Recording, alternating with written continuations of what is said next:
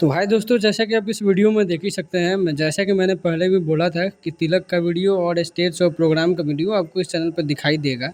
तो खेसारी लाल यादव की तो एंट्री हुई है हेलीकॉप्टर से ज़बरदस्त तरीके से। पंकज राय के भाई का जो तिलक है, जिनका नाम है गोल्डी राय, उनके तिलक में पूरा इंतजाम आप देख सकते हैं। स्पेशल इनका खेसारी लाल यादव का ऐसा लगता है कि उनके परिवार से काफ़ी गहरा नाता है, तभी वहाँ पे पूरा परिवार के साथ बैठे हुए हैं और तिलक का जो भी विधि विधान होता है उसमें पार्टिसिपेट कर रहे हैं।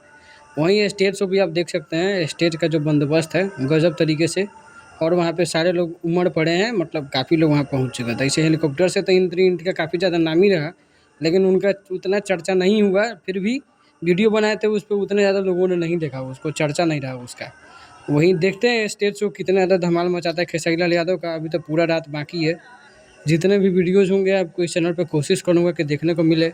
और आप भी अपनी तरफ से थोड़ा-सा प्यार दिखाइए, सपोर्ट दिखाइए चैनल को, ताकि इस तरह का वीडियो हमेशा आपको देखने को मिल सके। और मिलते हैं अगले वीडियो में, सब्सक्राइब करना नहीं भूलिएगा। Thank you.